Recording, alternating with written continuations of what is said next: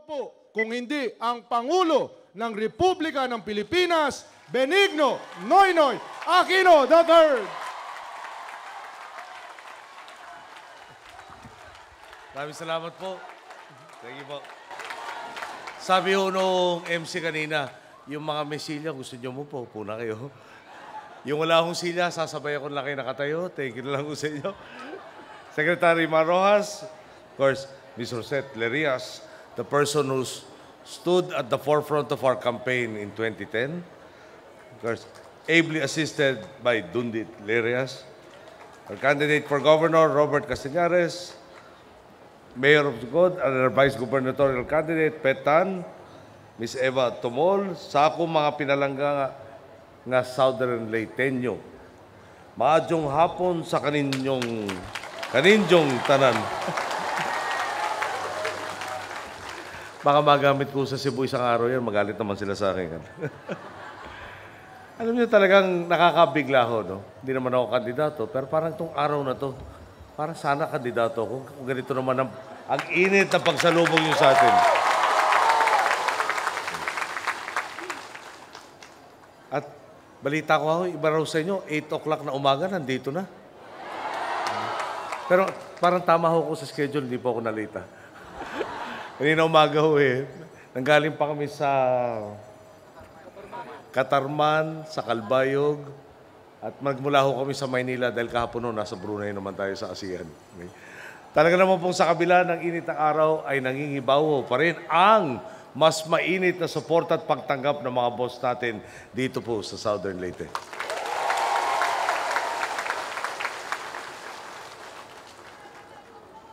Ano po yun? Sorry, naharang ko nito screen eh. Mas mabuti na nga po yatang ganito at medyo kumulimlim ng konti ang araw. No? Ito po, nagpa-practice tayo ng konting Bisaya na hinaluan pa ng version ng Southern Leyte. Pag tama po to, magaling magturo si Mar Rojas na Ilonggo. Pag mali naman ho ang pagbigkas ko, kasalanan ko lang po ito talaga. No? Misamot paglutaw ang kaanyag sa atong mga kaigsunang Southern Leyteño. Dito, di ako sigurado kung dungan o dunggan sa pagpadayon sa pagkanindot sa inyong probinsya.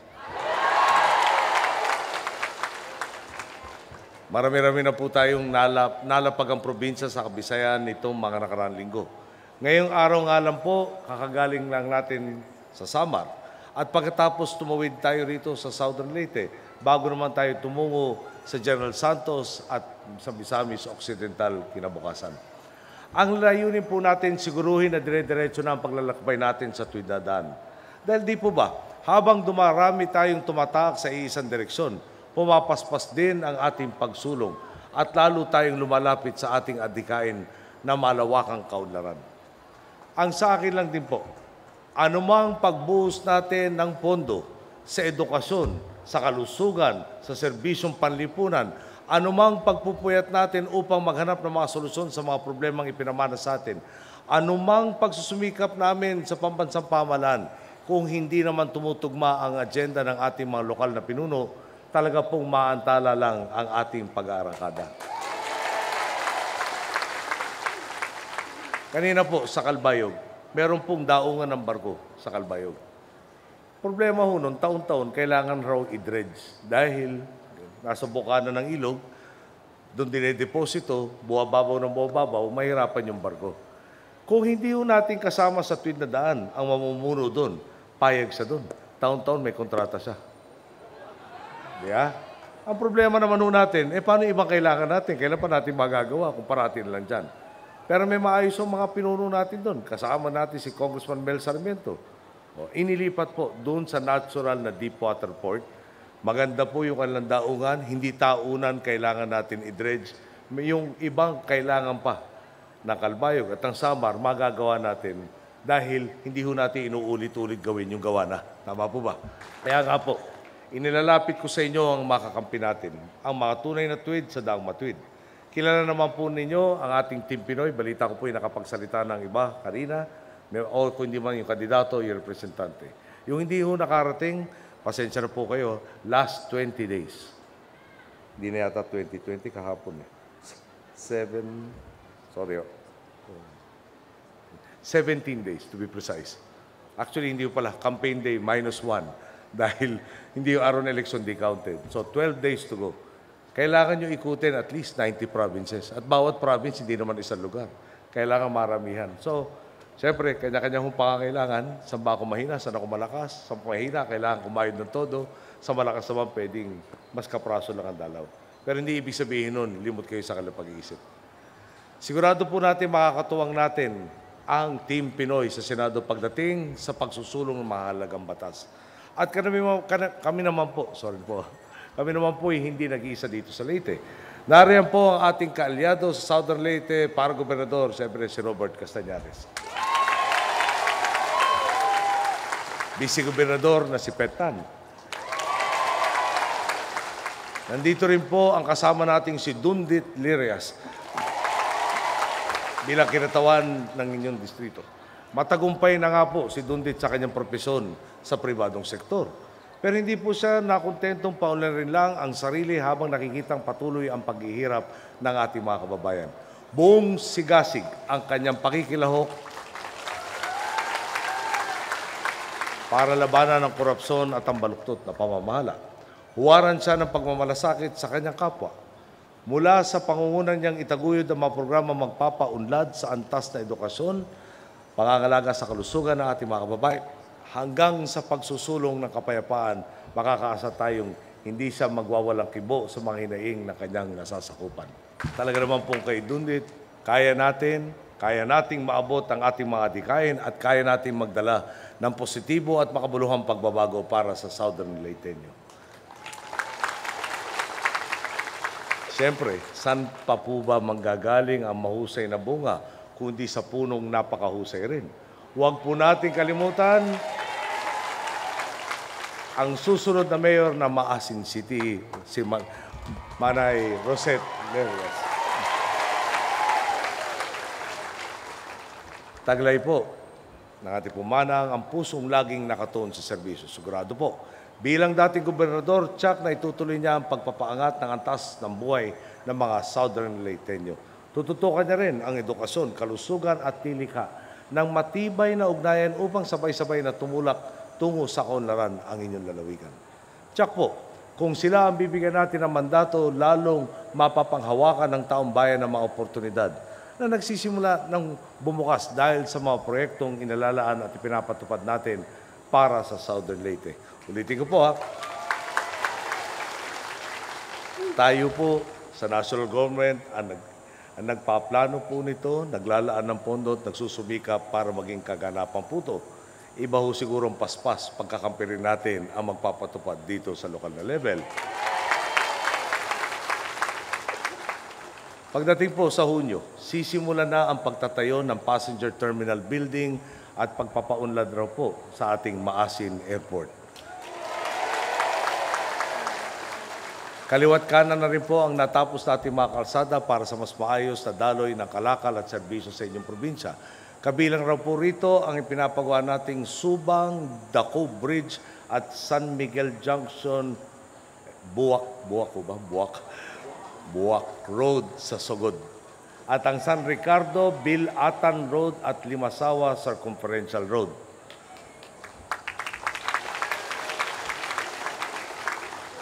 Parang mahina ho yata yung palakpak. Baka mali yung nilagyan niya, no? Yung nilagyan ni Babe Singson yata ang data sa akin, baka mali, ah. Pag di ho nangyari to, sabihin nyo sa akin, dahil ako naman po Chief Executive. Marami ho tayo subordinate na pagagalitan. Bukod dito, tinatapos na rin natin ang pagpapatag at pagpapalawak ng kalsada patungo sa dinadayong Danao Camp 3 Park dito po sa Maasin at Cambaro Cave naman sa Macron. Nakalatag na rin ang ating mga serbisyong panlipunan. Ang good news nga po, may target po kasi tayo sa 4Ps o yung Pantawid Pamilya Pilipino Program. Ang target po natin for this year is supposed to be 17,816 household beneficiaries. Nalampasan na po ito. Yung 17,000 na 18,457 na po ang naiparehistro dito sa Southern Leyte. Sa totoo po, nag-umpisa yung programa yan, 800,000 family beneficiaries lang. Nasa 3.9 million family beneficiaries na po tayo ngayon. Okay? Nagawa po natin yan, hindi tayo nagtataas ng buwis. Okay? Ulit po, yung sustento para panatilihin ang anak nyo nag-aaral, hindi 800,000 na pamilya lang nakikinabang ngayon. No, 3.9 million families na po ang nakikinabang. Ngayon, paano natin nagawa yan na hindi nagawa nung ating pinalitan? 9.5 years sila nasa pwesto. Tayo kulang pa ho ng konti, 2 months para sa kalagitnaan ng term o 3 years. No? Siguro ho, ibang priority nila. Kaya kung nagbago ang sitwasyon na dumami ang masatutulungan natin, ulit-ulitin ko po at di ako magsasawang ulit-ulitin, kayo po ang dahilan kung bakit tayo nakakatulong doon sa mga kababayan natin nasa laylayan ng lipunan. Talagang doon po, maraming salamat po. Alam nyo, nung pinalawak yung programang yan, kung meron naman kayo internet dito, tingnan na lang po nyo yung mga tumutol dyan sa 4P program na yan. Ngayon na eleksyon, sabi nila, ako, ang dami palang butante nito, kailangan makaangkas tayo dyan. Nung tinatayo namin, tutol. Nung nakatayo, kakampi sila. Okay. At ang masakit yun ito, marami ako lugar na napupunta, nagre-reklamo sa atin yung ating mga kasangga, na marami raw membro ng 4P programs, yung beneficiaries, tinatakot. Ang sabi raw, no? Ewan kung ganito sa inyo, sa ibang lugar, sabi, pag hindi nyo kami binoto, matatanggal kayo dyan sa programang yan. Ngayon, ang tanong ko lang po, ano kaya ang kay nila para sabihin yun? Dahil hindi ho programa nila yun eh. Programa ho na national government yan. Tama ho ba? Ang nagpapalakad, DSWD. Sino namimili ng benepisyaryo? Hindi ho ito hocus-pocus. May survey na ginawa, tawag na National Household Targeting Survey. Talagang inalam anong kondisyon ng bawat pamilya para mahanap sino yung talagang pinakakapos, pinakanangangailangan ng tulong. No? At pinipilit po natin, walang halong politika to. Diretso doon sa pinangangailangan. Yung pinakamatindi ang pangangailangan. So, matanong ho natin, no? Sa aking unang pananaw kasi, eto mga nagsasabing tatanggalin kayo sa programang to, may case sila. Pero hindi ho karapatan. No? Meron silang kay nakakapalan.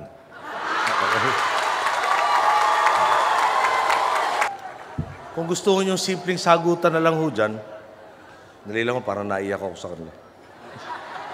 Kaya konti pawis na akong pumasok. Pag meron nung nanakot sa inyo, mga kababayan natin, meron na mga sa upland areas yata nyo, hindi man napababa itong araw na to.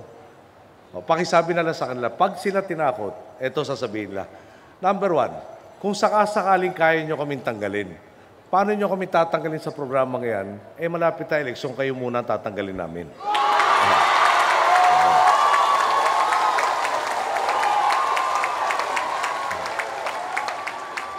Pangalawa, kung takutin pa kayo, paalam lang nyo sa akin, ako nang bahala.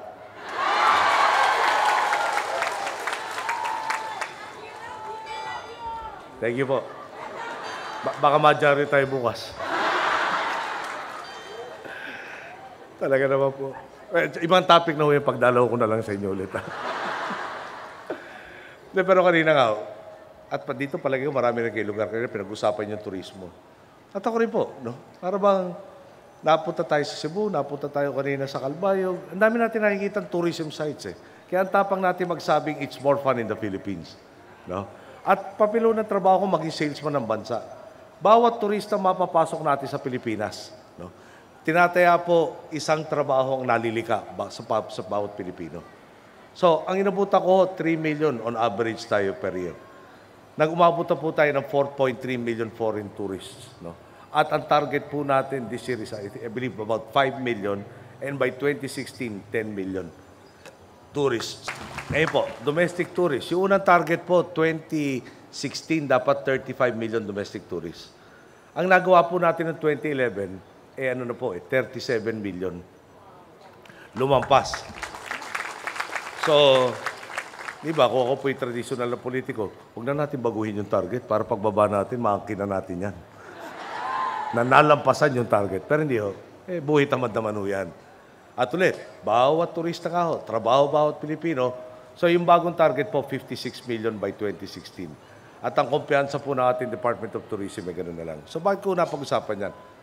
Napansin ko lang ho, talaga namang kada pagkakataon, tumulong tayo sa anumang pagkakahanap buhayan ng Pilipino, pati tourism. Sabi ko, punta kayo ng Boracay, punta kayo ng Cebu, punta kayo kung saan kayo pupunta. At tinuturo rin sa akin lugar. Napansin ko, dumadami yung turista. Ako lang kung bawal magturista. So kanina po sa Calbayog, nakita ko meron silang river system papunta ng dagat. So sabi ko, sa alawa ko linis ng tubig, may bundok na pagkaganda-ganda pang katabi. Sabi ko, ganda nito. Parang dapat may nagtayo na resort dito. At pag natayo yan at ako'y kinasal, maganda yata dyan mag-honeymoon. Kaya lang, sinabi ko na rin po, huwag na natin hintayin yung kasal ko at saka yung honeymoon. Itayo na natin yung resort. Baka matagalan yung kasal ko at honeymoon. Anyway po, habang patuloy po tayo buhabagtas sa tuwid na daan, lalo pong lumilinaw ang lawak ng kaunlarang kaya nating mahatid sa bayan. Kasabay nito, kapansin-pansin din na lalong dumadami ang mga Pilipinong nagnanais na makihakbang sa landas ng pagmamalasakit sa kapwa at ng pagmamahal sa bansa. Kailan po ba huling nangyari ang ganitong sitwasyon? Kung saan talagang napakalinaw ng sigaw ng sambayanan, na talagang nasasabik na rin pitasin ang mga bunga ng ipinunla at dinidiligan nating pagbabago.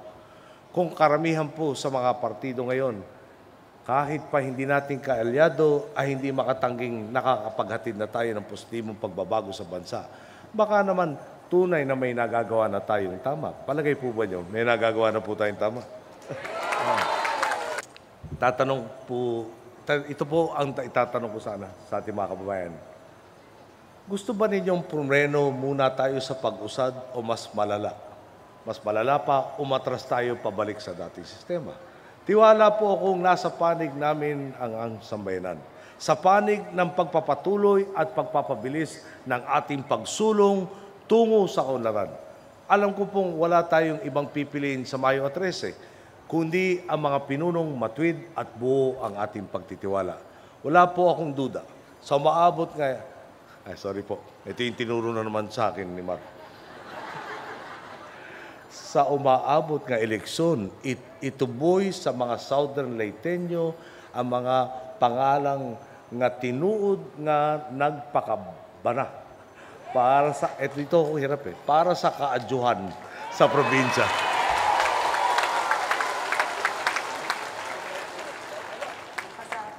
Bukas o Cebuano na naman kami na dili na nato palabjon ang higayon nga mas makahatod ug dako nga kauswagan sa tibuok nasud. Ako po isang bagay na lang po iiwan ko sa inyo. May kerpero ko kami paglipad dito ngayon. Baka matuwa kayong nandito kami. Magalit naman po yung Jensen sa amin na hinihintay. Kaya hingi na muna akong paumanin. Pero alam mo nyo, no? At gusto kong ihinga sa inyo dahil kayo po mga boss ko. Ang habol ho namin, kami ni Mar, 10 na kabinete, lahat sa amin. Meron tayong pagkakataon, binigay niyo yung pagkakataon. 6 na taon, baguhin natin ang sitwasyon. At ano ba pagbabago? Kanina nabanggit ni Mar, 66,800 classrooms. Madali ba yun? Ang budget to kayang suportahan 8,000 classrooms a year. Ang iniwan sa akin kakulangan, 66,800. 6 na taon ang binigay niyo sa akin. Di ba? 8,000 classroom kada taon, 6 na taon, di 48,000 lang yun. Di pagbaba ko, baka galit kayo sa akin, oy, may utang ka pa, bababa ka na. No? Pero isipin po nyo, hindi nagawa nung pinalitan natin in 9.5 years. We will do in 3 years. By the end of 2013, there should be no more backlog of classrooms. Yung libro, paano yung libro? Paano yung teacher? Paano yung silya? Yung libro po, last year pa natin natapos yun. At saka yung silya ho, last year na rin natapos yung kakulangan. Yung teacher, sandali lang ho, huwag natin sweldohan muna yung teacher habang ginagawa pa yung natitirang kulang doon sa classroom. Hinahire na po yan. Okay, number 1. Bigas. Anong pinaniwala sa magsasaka natin sa palay? Hindi natin kaya magtanim. Kailangan tayo umangkat taon-taon. Tinataya 1.3 million metric tons every year. Yung huling taon po nila. No? Kami po naupo, di ba? June 30 noon. Bago noon, nabili na nila, pinapasok na po. 2 million metric tons. para punuin yung 1.3 million metric tons. Eh, maski naman ho, grade 1 siguro, alam mas malaki yung 2 sa 1.3. Oh. Saan napunta yung 0.7? Eh, yung 0.7, 700,000 po yan, metric tons. No? Hindi ho 700,000 na butil ng palay. Sana ganun lang, medyo bakilasa ko lang yun. Pero metric tons na hindi naman nakain ng Pilipino, napunta sa warehouse. Nireprocess pa para makain lang dahil masyado matagal na nandun. Eh ngayon, sabi ulit ni Secretary Alcala, swerte tayo sa 2013 yata. 2013, makikisama lang ang panahon. Huwag naman dumating yung bagyo tuwing aani tayo. Eh baka na tayo, hindi na tayo self-sufficient, baka maka-export na tayo ng bigas itong taon na to. Pag tayo po'y nasa Maynila, nadaan na Ross Boulevard. Tapos nakikita natin ng mga kababayan natin, aplikanting gusto mag-ibang bansa. Kunyari sa US Embassy, Japanese Embassy, di ba pa? Bata pa ako. No? Parang inaambis ako, sana. No? Nakakaisip yung Pilipino, sa Pilipinas, masaya ang buhay, may pag-asa, may pagtutunguhan. Siyempre, ambisyon po natin, dahil tinataya po, mga 10 million ang OFW. 10 million. Ang laki ho, sa 95 million na population natin, 10% nasa labas. Paano kaya natin mapapabalik yan? At ito po magandang balita. Hindi ko naman sinasabing marami na. Pero meron nung kami nakausap, kasama ko si Mang sa araw, kumakain kami sa isang restaurant. Yung nandun po chef nitong pinakamabagong hotel at gaming complex, 24 years na po siya nasa Amerika, American citizen na siya. Sabi niya, ginibap niya yung American citizenship niya, bumalik siya sa Pilipinas, palagay niya dito sa Liligaya talaga. Maski na 24 years na siya nandun. At yung kumpanyang yun, hindi bababaho sa 500 out of 2,000 employees sa kasalukuyan. Galing po sa abroad. OFW po lahat. Binigyan ng sweldong katapat ng sweldo nila doon. Bagamat magbabayad na ng buwis dito dahil income tax free po pag OFW. Okay lang sa kanila dahil nakauwi na po sila. Nag-uumpisa na po. Makabalik ang Pilipino at may pag-asa sa Pilipinas. At ulitin ko lang po, galing sa inyo po yan. Kayo ang nagbigay ng pagkakataon nito. 6 years po, hindi mahabang panahon. Sa laki at lalim, laki ng problema, lalim na ugat ng mga problema. Kaya talaga araw-araw ho, hinahanapan namin ng paraan, paano ba natin lalo pang mapapabilis yung pagbabagong permanente na. At tungo po doon, hindi kami interesado makipag-away kanino man.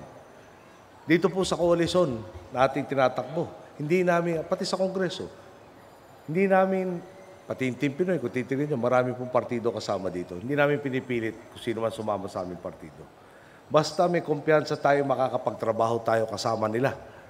Okay lang po kung anong partido sasamaan na. Maganda na rin kung kasama namin buong buo. Pero kung di ho, basta tama ang direksyon, tumatak sa tuwid na landas, sa tuwid sila, sa tuwid na landas, okay tayo. So dito po, alam naman po natin, dalawa ang kampong nagtutunggali sa usapang politika. Tama po ba? Ang tanda ko po, may magandang usapan para magtulungan na lang. Yeah? Huwag na tayo magbangayan. Maiksi ang panahon. At pag natapos yung panahon, tapos na yun. Yeah? Magtulungan na lang. Ang masakit po nito, tila after pumayag, may pagdating na yata ng filing ng Certificate of Candidacy na wala yung pinag-usapan. Yun ang report sa akin. Nagtanong na rin ako, nagpaalam ba bago humiwalay? Hindi rin raw ho. Tapos, siguro mga 3 days ago, nang nalaman papunta na yata ako dito, nag-text sa akin, sabi niya, kasama niyo kami. Sabi ko, saan ho napunta yung usapan?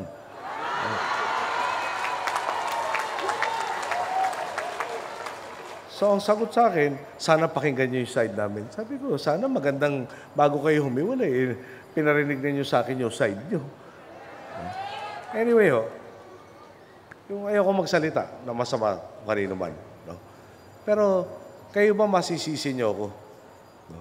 Kampanya pa lang, eleksyon pa lang, hindi pa tayo naupo. Hindi na tayo parang nagkaintindihan tayo, hindi nagkasunduan. Teka muna, klaruhin natin nagkaintindihan tayong lahat.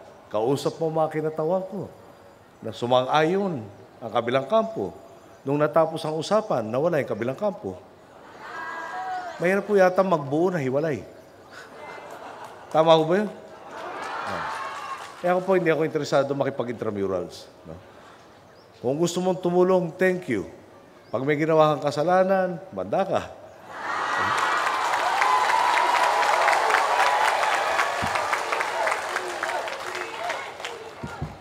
hindi ako nandito para mamulitika. Yeah? May pangako ko sa taong bayan. At meron akong taning, 6 years. No? Dito, ang ganda na una nangyayari sa atin. Di ba? Sipin nyo yung, hindi ko akalain, no? Prime Minister ng Singapore, si Lee Hsien Loong. No? Kagalang-galang na Lee Hsien Loong. Nasabi ba naman sa atin, ang ganda ng ekonomiya nyo. Ba? Yung Singapore parang medyo may konting inggit sa atin. Di, syempre, ano sasabihin ko? Thank you. Pero, hindi ba? Ang daming parang imposible. Ginawa na natin posible. Bakit naman sasama ang loob ng sino man na mapaganda ang estado ng kanyang kapwa? No?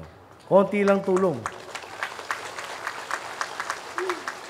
At doon po, nilabas ko lang naman hinanakit ko sa aking mga boss. At mga boss, nakikiusap na naman ako sa inyo. Di ba? Para ang Pilipinas, pwede natin ihalin tulad sa isang bahay kubo. Noong araw ng panahon ng bayanihan, no? Wala naman hong crane, walang 10-wheeler truck na magbubuhat nun. Yung sityo ang magbubuhat. Tulong-tulong magkakapit bahay. Natural kung pare-parehong puwapasan, parehong direksyon, mabilis natin mailalagay sa mas maayos na lugar. Tama po ba? Paano kung may sasakay sa loob ng bahay habang nililipat natin? Paano kung itatali yung bahay sa isang poste habang lumalakad tayo? Paano kung kukuha pa siya ng tagahatak sa kabilang direksyon? Okay, na ho yan. Bigyan niyo akong katulong o bigyan niyo akong pabigat, kayo po, boss ko, kayo masusunod. Pero pakiusap ko naman po, total, dami natin dito. No? At saka, siyempre, pagdating ng 2016, bababa na tayo sa pwesto, sana po may nasusuklay pa ako, maski pa paano. Masisigurado natin yan, pagkakampi naman ang binigay niyo sa akin. At yung nga, gusto ko talaga pagbaba ko sa 2016, mga 11 a.m., June 30. Lilingon ako sa inyo lahat at sasabihin ko, mga boss, tumutuo ako sa inyo. Ang laki na ng pinagbago ng ating pong minamahal na bansa. At lahat to nanggaling dahil sa inyo. Magandang hapon po. Maraming salamat sa inyo lahat.